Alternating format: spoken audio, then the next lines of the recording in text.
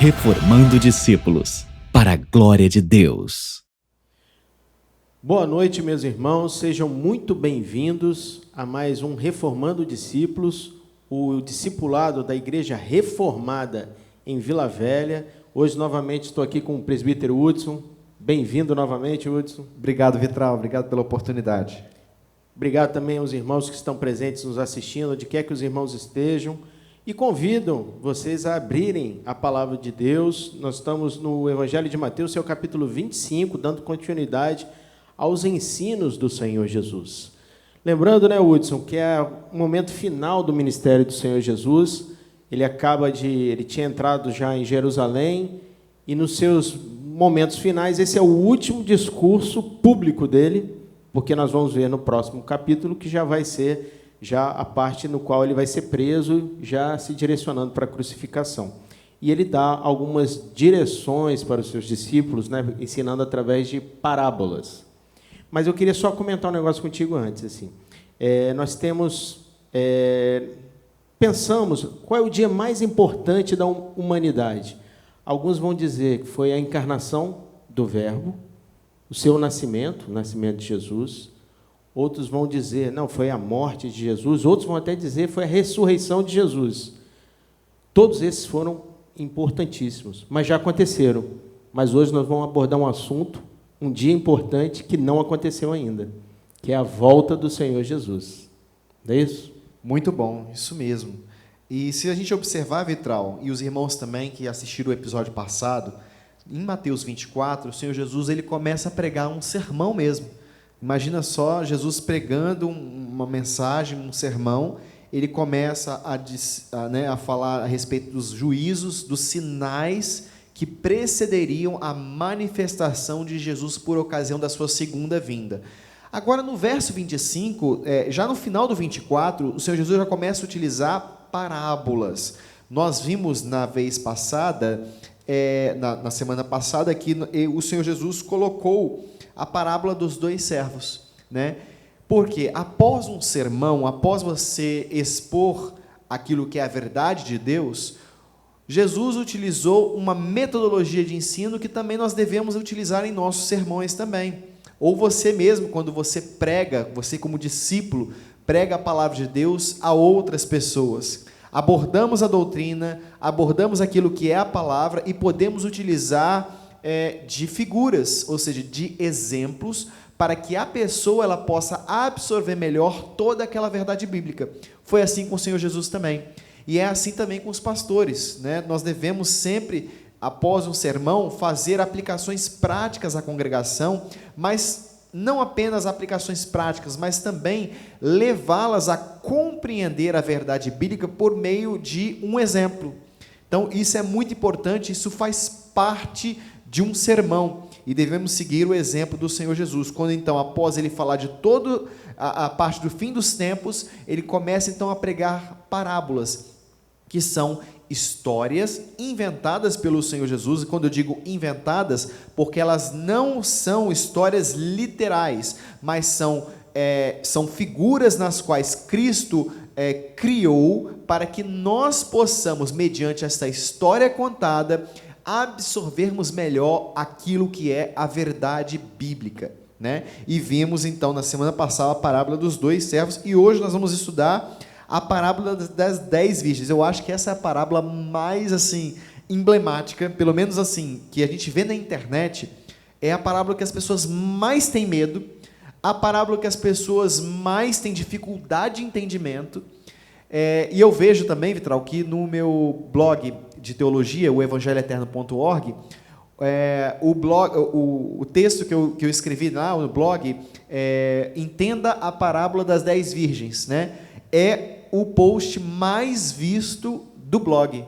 Toda semana o Google sempre envia um ranqueamento para o meu e-mail, e ele sempre coloca esse post como o top dos tops, sendo que ele é o mais acessado, e de forma orgânica, pelo próprio, a pessoa vai colocando lá no Google, e o Google vai sugerindo o conteúdo do Evangelho Eterno, e as pessoas vão lá cair nesse conteúdo. E é muito relevante esse tipo de parábola, e é uma parábola muito conhecida pelas pessoas também. E é um assunto que levanta a curiosidade de muitos, né? É verdade. É a volta do Senhor Jesus. A volta de Jesus. Então, no capítulo 24, entrando no 25, Jesus está respondendo a um questionamento dos seus discípulos, que seria: Senhor, como será a sua vinda? Como é que o Senhor vai voltar? E aí ele começa a responder através das parábolas, que foi o que o Hudson falou. Perfeito. Então, nós vamos começar agora no capítulo 25. E Jesus já começa dizendo assim: então, o reino dos céus será semelhante a 10 virgens que, tomando as suas lâmpadas, saíram a encontrar-se com o noivo, 5 dentre elas sendo nécias ou loucas, né? E 5 prudentes ou sábias. Isso. O que a gente tem que entender, meus irmãos, discípulos de Jesus Cristo, estamos diante de algo que é literal ou não? Nós estamos diante de uma parábola. Então, aquilo que a gente estava vendo em Mateus 24, que era um sermão, Jesus estava colocando ali o que vai acontecer, a ordem dos fatos, ainda que não esteja todo o Mateus 24 organizado de forma cronológica, como nós vimos na semana passada, que Jesus introduz um tema, ele disseca aquele tema, ele fecha o tema, e depois ele faz uma retomada do mesmo tema, só que com algumas ênfases acrescidas, né? Então, há uma certa progressividade no sermão de Jesus. Agora, quando nós estamos tratando de parábolas, precisamos entender que as parábolas, a gente não pode começar a querer achar pelo em ovo, sabe como? Por exemplo, aí a pessoa fala, 10 virgens, 10 é símbolo disso, 10 é símbolo daquilo, umas eram virgens, outras eram loucas. Então, a gente não pode, entenda uma coisa, irmãos, isso é uma questão de interpretação bíblica de parábolas, é uma linguagem que está escrita na palavra de Deus. Nós não podemos querer achar significado nas vírgulas, nas entrelinhas, porque a linguagem de parábola, ela visa construir uma história para que eu e você possamos extrair deste ensinamento algumas diretrizes para que nós possamos compreender. Então, a gente tem que começar a ter muito cuidado quando a gente começa a falar, saíram ao encontro do esposo 10 virgens. Opa, então 10 é isso. Não, 5 é aqui, 5 é aquilo ali. Não é isso que é uma metodologia de interpretação bíblica saudável. Se entrar por esse meio, você vai dar por um caminho muito complicado e tortuoso, que não é uma linguagem que, ao longo de 2000 anos, o cristianismo tem sido empregado de forma majoritária. Claro que, ao longo da história, sempre nós tivemos interpretações alegóricas. Talvez o pai deles, Orígenes, é o pai das alegorias, apesar de sempre ter alegorias também em todo o período da história da igreja. Mas precisamos entender e enxergar esse texto, que o que Jesus está falando na parábola das 10 virgens é algo grandioso e que você não precisa ficar se preocupando com as vírgulas, você tem que se preocupar com o todo da história, o que ele quer, o que Cristo quer que você e eu compreendamos. Então, quando você fala... Então, o reino dos céus é semelhante, então Jesus está fazendo uma aplicação analógica, é semelhante a 10 virgens, e nós tínhamos quanto? Era um grupo de 10, dividido, 5 loucas e 5 prudentes. O que nós podemos extrair? 10 é isso, 5 aquilo? Não, o que nós precisamos extrair do texto? Jesus está falando que há 2 grupos, perfeito? Os irmãos entendem isso? Há 2 grupos, que ele entende que uma parte deste grupo é louco, outra parte é prudente, perfeito? Podemos compreender então aqui que Cristo está nos levando a entender que há 2 tipos de pessoas, perfeito? Então, com base nisso, nós vamos ver por que elas são loucas ou por que elas são prudentes, e o próprio Cristo explica isso. Então, fixadas essas bases preliminares, precisamos compreender que Cristo, no início da história, fala, olha, entendam que o reino dos céus é semelhante ao seguinte, há uma pessoa que é louca e outra que é prudente. Entenderam isso? E outra coisa, né? Ele estava descrevendo um casamento que era comum para eles entenderem. Era a cultura deles. A cultura do casamento era exatamente essa. Então, nós precisamos, isso se chama exegese. Discípulos, o que é exegese? É você penetrar no texto, olhando para quando o texto foi escrito e para quais eram os destinatários desse texto. Então, a gente, em 2023, agora que está assistindo a gente não pode simplesmente olhar esse texto e querer interpretar para a nossa época. antes de eu fazer uma aplicação pessoal, eu preciso entrar na época na qual o texto foi escrito e mergulhar na profundeza da palavra de Deus e respeitar quem eram os destinatários, qual era o objetivo. Esse costume de casamento era um costume que existia? De fato, é um costume que existia que não existe mais hoje. Principalmente no caso, assim, não existe mais hoje no nosso contexto ocidental no Brasil. Então, quando você olha essa história, primeiro você tem que conhecer de cultura, né? O que era praticado nessa época, qual era a forma de casamento. Exatamente, é o contexto histórico, geográfico, cultural ali para você entender, que é o que o Hudson falou.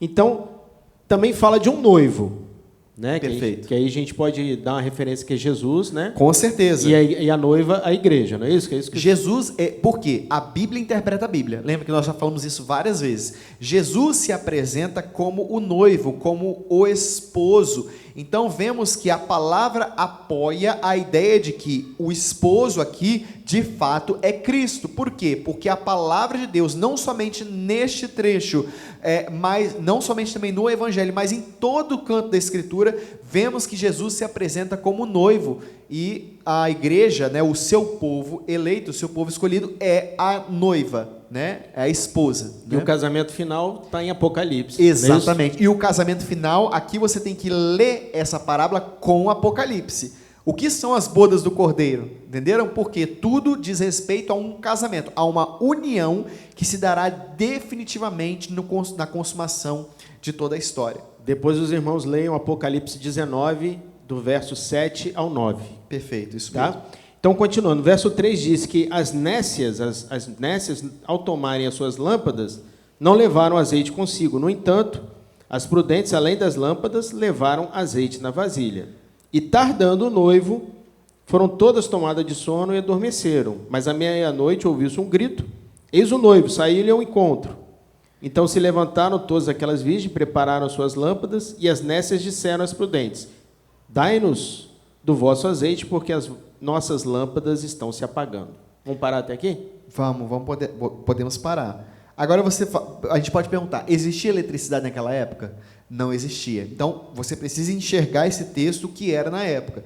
Por que elas estavam carregando lâmpadas? Porque, simplesmente, se não tivesse lâmpada, ela não ia ver nada. Né? Ela não iria ser reconhecida como virgem, como noiva, no caso, e ela também não conseguiria ver aquilo que estaria ao redor dela. Então, a lâmpada aqui era um elemento essencial de identificação. Os irmãos compreendem até aqui? É um elemento essencial de identificação. Essa lamparina, ela normalmente era um instrumento que carregava na sua própria mão, também chamado de candeia, mas lamparina talvez seja o nome mais adequado, né? Ou lâmpada, simplesmente, que elas carregavam consigo. Só que, qual é o detalhe do texto? Vejam o que nós podemos extrair. Além de termos um grupo de loucas e outro de prudentes, qual é a diferença entre uma e outra? O texto está falando. Então, são consideradas loucas aquelas que não têm azeite consigo, ou seja, elas têm lâmpada, mas a lâmpada que elas possuem não é suficiente para sustentar um tempo dela acesa. Então, era necessário trazer azeite, porque essa lamparina ela era acesa com fogo, mas o que alimentava ali era o azeite. Então, vemos que se a lamparina não tivesse azeite suficiente, a luz simplesmente iria se apagar e a lamparina para nada iria aproveitar. Até aqui tudo bem? Perfeito? E quem são, então, as prudentes? Já vimos quem são as loucas, eram aquelas que não tinham azeite consigo, muito embora tinha lamparina, e ela estava acesa. Mas as prudentes já eram aquele grupo que, além de ter a lâmpada acesa, carregava azeite consigo. Só que teve um detalhe, todas adormeceram, né? Todas adormeceram. E Jesus aqui, temos que entender que Jesus tinha acabado de pregar o sermão a respeito de um monte de desastre que ia acontecer, que eles deveriam tomar cuidado, porque não haveria pedra sobre pedra, tudo seria destruído. E mais, não apenas isso, mas Jesus não apenas fala a respeito do ano 70, quando então o general Tito entrou em Jerusalém e destruiu o templo, e destruiu a cidade também. Jesus também aponta para um momento muito muito depois que permeia os nossos dias, né? Que já é a manifestação do mal, né? Que seria a figura do anticristo, como o próprio apóstolo João o nomeia. Por que eu estou falando isso? Porque Jesus tinha acabado de falar de uma série de sinais, só que agora nós estamos com a cabeça de 2023. Nós temos um tempo de distanciamento. A vinda de Cristo não se deu no primeiro século como os crentes achavam que iria acontecer. Nós vemos que o apóstolo Paulo fala aos crentes de Tessalônica que eles não deveriam ficar preocupados com a vinda do Senhor como se já viesse no tempo deles, porque era normal que, Jesus morreu, ressuscitou, a igreja já está aqui, o evangelho começou a ser espalhado por Samaria, pela bacia do Mediterrâneo, então Cristo vai voltar agora. E Paulo corrige: não, meu filho, não é assim. Não sucederá a vinda de Cristo sem antes que apareça o homem do pecado, o homem da iniquidade também. Então, por quê? Jesus, mais uma vez, eu estou entrando no texto, Jesus está, além dele ter dito que haveriam sinais, ele está deixando claro que a coisa não vai acontecer de uma forma tão rápida. Então, ele dá a entender, quando as virgens elas adormecem, ele dá a entender que o período entre o primeiro advento de Cristo, né, a manifestação, ressurreição do Senhor, e o segundo advento, que é a segunda vinda de Cristo, não seria um tempo muito curto, pelo menos na ótica humana, nossa ótica, né? Nós estamos falando aqui de praticamente 2000 anos de existência do cristianismo. Então eu enxergo aqui, Vitral, não somente eu, mas como alguns teólogos também, que o fato delas terem adormecido é justamente Jesus dar essa pista de que, olha, a coisa vai acontecer de forma gradativa, progressiva, os sinais vão acontecendo, mas não vai ser tão rápido quanto vocês estão imaginando. Sim. E fala também da vigilância que temos que ter, né? Porque pode ser a qualquer momento, e eles ouviram de repente um grito: eis o noivo. Né? E elas ficaram desesperadas.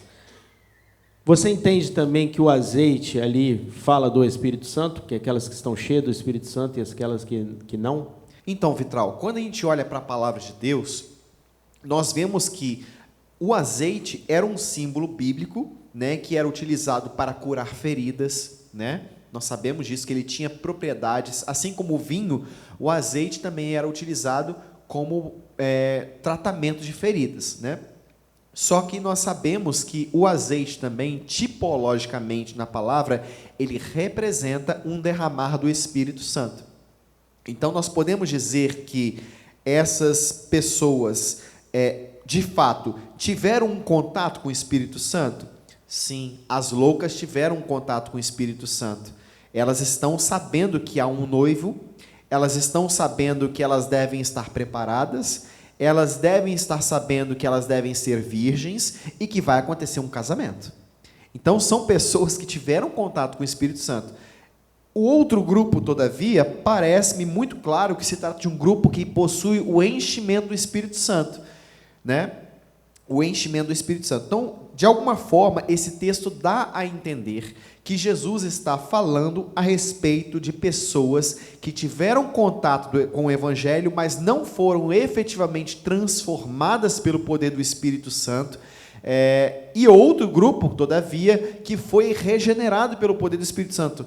Em outras palavras, há um grupo que se diz cristão, um grupo que se nomeia crente, mas que não foi regenerado pelo Espírito Santo. As igrejas estão cheias de pessoas assim, né? E infelizmente, né? E também há um grupo que, todavia, foi transformado pelo poder do Senhor e possui o enchimento do Espírito Santo. E esse enchimento, ele não é pleno ainda, né? É um enchimento que todo dia nós, como crentes, desejamos ser cheios do Espírito Santo, e é um mandamento do Senhor. Não é assim, será que eu vou ser cheio do Espírito? Não, Jesus determina que nós devemos ser cheios do Espírito Santo, né? Então, sim, Vitral, tipologicamente, podemos afirmar que o azeite, ele guarda relação com o Espírito Santo. E nesse aspecto aqui, parece-nos muito claro que Jesus está falando a respeito de uma questão de enchimento do Espírito. Não apenas saber que existe Cristo, saber que existe igreja, saber que Cristo vai voltar, saber que existe a palavra de Deus, sabendo que a Bíblia é a palavra de Deus, mas não interessa para Cristo aquelas pessoas que não foram regeneradas por completo, que não pertencem a Ele de fato. Perfeito. E o azeite ali vai representar também, vai refletir na salvação da pessoa. Porque nós vemos que as que não tinham azeite, elas pedem emprestado, aquelas que tinham não podem ceder, e elas saem para comprar, adquirir mais azeite. Quando elas estão fora, o noivo chega e a porta fecha para elas. Por isso que, se a gente pudesse falar assim, Hudson, Vitral, me fala um resumo da parábola das 10 virgens. Podemos falar? Vigilância. Certo? Então, o que Jesus está falando na parábola, se a gente pudesse resumir em uma palavra, podemos falar vigilância. É o dever de vigilância. Esta vigilância, todavia, não quer dizer que você vai ficar desesperado, achando, será que Jesus volta agora? Será que volta amanhã? Não. Nós não devemos estar inquietos quanto à volta do Senhor. Devemos ter anseio pela vinda de Jesus, como? Orando, devemos orar, Senhor, volta, Senhor, nós amamos o Senhor, queremos estar para sempre na eternidade com o Senhor. Esse é o clamor da igreja, isso perfeito, isso deve acontecer, mas nós não podemos ficar ansiosos a ponto de nos desesperarmos com esse momento, porque vai ser, irmãos, um momento glorioso, e o Espírito Santo testifica em nossos corações que somos filhos de Deus. Então esta parábola aqui, ela não visa causar nos crentes genuínos um desespero, ou será que eu vou ser salvo ou não? Não é isso que Jesus está falando. Jesus está falando que existe de fato um grupo que de alguma forma teve um contato com o Espírito Santo, aqui pode ser até que relacionado à apostasia, porque a apostasia é a pessoa de alguma forma, ela teve contato com o Espírito Santo, mas ela não foi regenerada, ela não teve a obra de regeneração, isto é, nunca de fato foi salva, embora tenha tido contato com o Evangelho inicialmente. Então, resumidamente, podemos dizer, o que Jesus está falando na parábola das 10 virgens é vigilância, o dever de vigilância. Perfeito. E como nós podemos vigiar? Nos enchendo do Espírito Santo. A vigilância não é tipo assim, será que ele volta hoje? Será que ele volta daqui a 1 hora? Não, agora são 7 horas da noite, são 8 horas. Não. Irmãos, dever de vigilância é, você precisa entender que você já é salvo por Jesus e você precisa ser uma pessoa cheia do Espírito Santo. Essa é a vigilância. Amém. Eu acho que outro tópico importante que a gente tem que abordar é falar que a salvação ela é individual e intransferível. Perfeito. Que é o caso do azeite, né? Que cada uma tinha o seu azeite, não poderia passar para o outro. E também que após a volta de Jesus, vou fazer uma pergunta, vai haver segunda chance? Parece que não, né? Do jeito que está escrito aqui, né? Claro que nós estamos aqui apenas brincando. Evidentemente não vai haver segunda chance, né? A Bíblia é muito clara nesse aspecto e o próprio Jesus fala. E elas, no original grego, elas falam kurios ou kyrios, né? Gritando, batendo na porta, que significa traduzido, Senhor, Senhor. Em outras palavras, se a gente pudesse traduzir, poderia ser, meu dono, meu dono, meu dono, abra a porta, eu sou sua. Mas, na verdade, Jesus fala, apartai-vos de mim. Ele fala, em verdade, não vos conheço. Porque não vos conheço. Apartai-vos de mim, porque não vos conheço. Agora, você vai falar o seguinte, ó. Agora, olha só, cuidado, irmãos, olha o que nós estamos falando. Por acaso Jesus não conhece alguém no sentido dele não saber quem é a pessoa? Conhece todos. Jesus conhece todas as pessoas no sentido de que é impossível o próprio Deus não ter a plenitude da sabedoria, porque o nosso Deus é onisciente. É uma das características de Deus, na qual Ele mesmo revelou em sua santa palavra. E só estamos afirmando isso porque Deus revelou em sua santa palavra que Deus é onisciente. Então, a palavra aqui, eu não vos conheço, não quer dizer que Cristo não conheça a vida dessa pessoa, não conheça as obras que essa pessoa realizou, não conheça quem é o nome dela, quem foi o pai, quem foi a mãe, como ela viveu. Não é isso. Aqui, este conhecimento, nós temos que trazer para a doutrina da salvação, certo? Quando Jesus fala, não vos conheço, porque no Evangelho e também em outras passagens do Novo Testamento, o fato do conhecimento, ele não é apenas, eu conheço Vitral é casado com Renata, tem 2 filhos, papapá, não é isso. Conhecer é amar, é relacionamento. Então, intimidade. Então, quando a Bíblia fala que aqueles que antes conheceu, a estes também predestinou, né? Aquele conhecimento não é, eu conheço fulano, Deus falando, né? Eu conheço fulano, fulano fez isso, fez aquilo. Não é só isso. Deus é onisciente, conhece todas as coisas e todas as pessoas, mas o conhecimento ali, ele guarda relação com amor, objeto de amar, de desejar ter um relacionamento do próprio Deus para com o homem, certo? Perfeito. E a última frase da parábola das 10 virgens é no verso 13: vigiai, pois, porque não sabeis o dia nem a hora. Então, foi dando ênfase que o Hudson já falou, vigilância na volta do Senhor. Amém. E aí, Jesus já emenda na parábola dos talentos, onde ele diz: pois será como um homem que, ausentando seu país, chamou seus servos e lhe confiou seus bens. Então, ele conta uma parábola, Hudson, né? Que ele pega 3 servos, esse homem vai fazer uma viagem para o exterior, pega seus 3 servos, para um ele dá 5 talentos, só lembrando que um talento é o trabalho de 20 anos de trabalho, né? O valor de 20 anos de trabalho é muito dinheiro. Ele dá para um 5 talentos, para outro ele dá 2 talentos, e para o terceiro ele dá 1 talento. O que recebeu 5, conseguiu fazer negócio e multiplicou aquilo e ganhou mais 5. Da mesma forma, o que ganhou 2, ganhou mais 2, e o terceiro, que ganhou 1 talento, vai e enterra esse dinheiro. O senhor deles volta um dia, que eles não sabiam quando seriam, e quer prestação de contas daquele dinheiro que ele deixou. E todos aqueles que renderam, ele fala: olha, Senhor, confiaste-me 5 talentos, eis aqui os 5 talentos, e o Senhor diz: muito bem, servo bom e fiel, foste fiel no pouco, sobre o muito te colocarei, entra no gozo do teu Senhor. E da mesma forma com que multiplicou, que recebeu 2 e multiplicou também, é elogiado: servo bom e fiel, foste fiel no pouco, sobre o muito te colocarei, entra no gozo do Senhor. Porém, o terceiro disse: Senhor, chegando por fim o que recebera 1 talento, disse: Senhor, sabendo que és homem severo, que ceifas onde não semeaste, e ajuntas onde não espalhaste, receoso escondi na terra o teu talento, aqui tens o que é teu.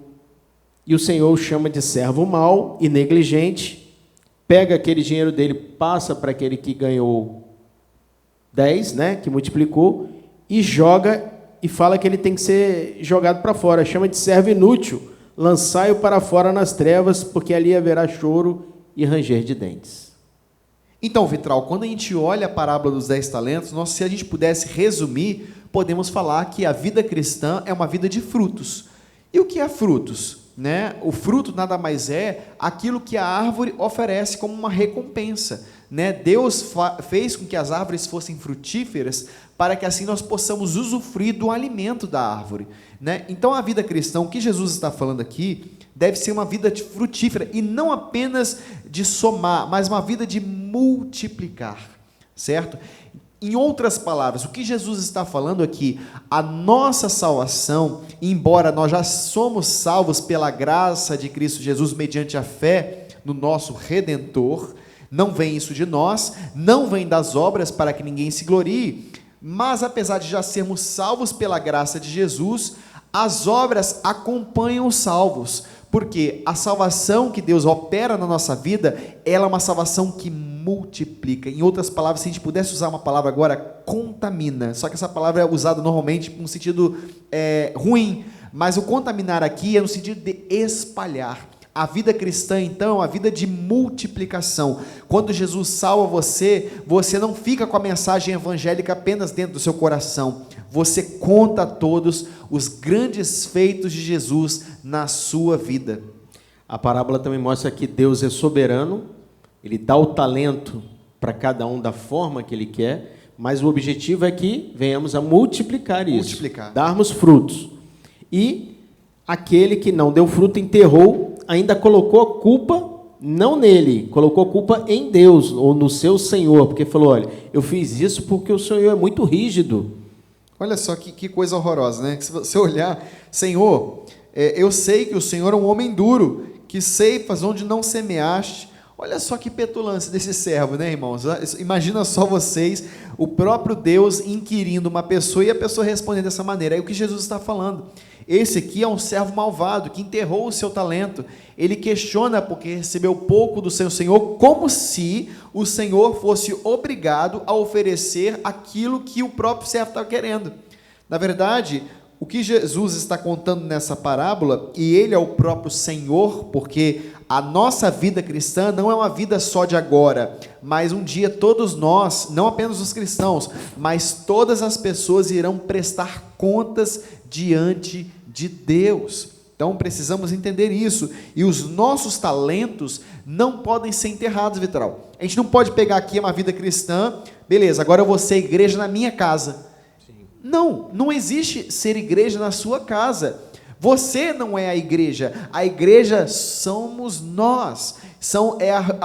A igreja é a Assembleia dos Santos, é a reunião daqueles que já foram justificados. Então, a igreja não sou eu isoladamente, nós somos parte do povo de Deus. A igreja, então, é a Assembleia dos Santos, é a reunião dos eleitos de Deus. Amém. Então, fica já a palavra para os irmãos que estão nos assistindo também. Se você enterrou o seu talento, não é a vontade de Deus isso. Deus quer que você dê fruto, que você seja servo, uma serva usada por Deus para levar a palavra de Deus e que muitos sejam alcançados pelo seu trabalho. E como é que a gente pode ser frutífero? Nós somos frutíferos quando anunciamos o evangelho, quando partilhamos o pão com o nosso irmão. Quando você olha na igreja, às vezes as pessoas acham que a vida cristã ela é uma vida terceirizada. O que eu estou querendo falar? Como se quem tem o dever de assistir às ovelhas são os membros, são os oficiais da igreja, são os diáconos, por exemplo, ou é o pastor. Não, quem assiste à igreja é a própria igreja. Os irmãos têm o dever de olhar para o irmão que está do seu lado. Se você vê que ele está sofrendo, chorando, você como irmão, você tem o dever de oferecer a ele um consolo, perguntar o que está acontecendo, dar uma palavra bíblica para aquele coração que está, às vezes, abalado por um evento que aconteceu. Então, a nossa vida cristã não é uma vida cristã terceirizada. A igreja não pode terceirizar para o Vitral, que está servindo ao Senhor no ministério pastoral, como se Vitral tivesse a responsabilidade única e exclusiva de procurar saber como os irmãos estão, ou servir os irmãos.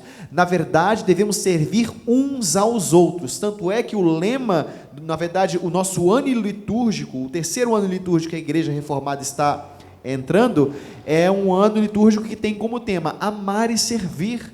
Nós somos salvos para dar fruto, fomos salvos para multiplicar, para sermos um celeiro de bênçãos, não somente em nós mesmos, mas em nossa família, em nossos familiares, em nossa igreja. A vida cristã é uma vida frutífera. Então, como você pode ser frutífero? Olhando para o irmão que está às vezes do seu lado, está padecendo uma necessidade, ou mesmo só quer um abraço seu, só quer um pouco da sua atenção, e você oferece ali uma atenção, uma conversa, um abraço para esse irmão, entrega a ele uma palavra da parte de Deus, consola o seu irmão. Se o seu irmão está feliz, sorria com o seu irmão também, e nisso tudo o nome do Senhor vai ser glorificado no meio da igreja. Amém. E no verso 31 começa já o encerramento, vai para a reta final desse capítulo. Perfeito. Onde ele vai falar do grande julgamento, que ele já começa a dizer que quando vier o Filho do Homem, na sua majestade, todos os anjos com ele, então ele se assentará no trono da sua glória, e todas as nações serão reunidas em sua presença, e ele separará uns dos outros, como o pastor separa os cabritos das ovelhas, e porá as ovelhas à direita, mas os cabritos à esquerda. Então dirá o rei aos que estiverem à direita: vinde benditos de meu Pai, entrai na posse do reino que vos está preparado desde a fundação do mundo. Observa, Vitral, que há uma crescente. Primeira parábola que nós vimos é a parábola das 10 virgens. Nós tínhamos um grupo que era louca e outro grupo prudente, certo? Nós vimos também dos talentos. Nós tivemos pessoas que multiplicaram os talentos e a outra pessoa que foi uma pessoa louca que enterrou o talento. Olha só as ênfases que Cristo está fazendo. E agora, Jesus está falando nesse último sermão, né, nessa parte final, ele está falando que ele vai apartar uns dos outros. Mais uma vez, dois grupos, né, de pessoas, os crentes e os não crentes. E quando eu falo crente, não basta só crer que Jesus é o Filho de Deus, estou falando crente, o regenerado. Então veja que a ênfase da parábola das 10 virgens é dois grupos, fiel e outro grupo que não conhece o Senhor, né? Aqui nós vemos também as ovelhas para a direita e os bodes para a esquerda. Então o que Cristo está falando é que o dia da consumação, onde o Messias, o Senhor Jesus, virá pela sua segunda vez, ele vem para consumar todas as coisas, ele se tornará assim o rei de todas as coisas, né? Será a consolidação do reino de Deus, e assim naquele grande dia vai ser manifesto quem? Que a palavra diz, os filhos de Deus, né? E aqui na manifestação dos filhos de Deus são as ovelhas, né? À direita e os bodes para a esquerda, ou seja, vai haver um juízo onde Jesus vai manifestar ao mundo quem são as suas ovelhas e quem não são. Amém. Então, quando será o julgamento? Quando Jesus vier. Quem será o juiz? O Deus. próprio Cristo, né? O próprio Cristo. O próprio Cristo, o próprio Deus. Onde será o trono do julgamento? Em Apocalipse 4:5 diz que será nas regiões celestiais, onde ele colocará todas as nações ali. Quem será julgado? Todos. Absolutamente todos. Todos, né? Que já viveram um dia na terra, né, passarão por esse julgamento. Os crentes sofrerão um julgamento de obras, né? Então, todos os crentes sofrerão julgamento no sentido de justamente ter multiplicado ou não o talento, né? O que você fez com os talentos que Deus colocou na sua vida, né? Então, os crentes também sofrerão julgamento, mas é um julgamento que não é para condenação, é um julgamento para galardão. Mas os ímpios, aqueles que não estão em Cristo, ou também podemos dizer, aqueles que estão em Adão, são pessoas que estão em Adão naturalmente, já estão condenadas, elas serão, enfim, eternamente condenadas por ocasião do juízo final também. E aí Jesus conclui dizendo, para aqueles que vão entrar, tomar posse do reino, ele diz, porque eu tive fome, me deste de comer, tive sede, me deste de beber, eu era forasteiro e me deste hospedagem, eu estava nu, vestiste-me, enfermo e cuidaste de mim, eu estava preso, foste me visitar. Então ele fala, mas Senhor, quando que nós fizemos isso? Quando vocês fizeram isso com os meus pequeninos, com o próximo. Com o próximo. Mais uma vez, Vitral, a mesma coisa que Cristo está falando. A vida cristã deve ser uma vida frutífera, uma vida de frutos. É isso que Jesus está falando novamente, agora com uma nova ênfase. Então, nós devemos servir uns aos outros. Se você está vendo o irmão seu padecendo de fome, você deve servir esse irmão. Está vendo esse irmão triste? Você deve servir a esse irmão, estender a sua mão, abraçar esse irmão, orar com esse irmão. Meus irmãos, a vida cristã, então, é uma vida frutífera, é uma vida que as obras acompanham os regenerados. Não somos salvos pelas nossas próprias obras, mas somos salvos para a prática das boas obras. Amém, Hudson. Eu acho que com isso a gente conclui, mostra o projeto de salvação do Senhor, a sua volta, como vai ser. Nós vimos no capítulo 24 e hoje no capítulo 25 do Evangelho de Mateus como se dará a volta do Senhor. E convido os irmãos já na próxima semana já irem estudando o capítulo 26 do Evangelho de Mateus, onde nós vamos dar continuidade já vendo o final realmente do ministério do Senhor Jesus. Obrigado, Vitral. Obrigado, irmãos, pela companhia de vocês, que possamos crescer cada dia mais no conhecimento e na graça. Um abraço a todos, a paz do Senhor. Até mais, queridos irmãos.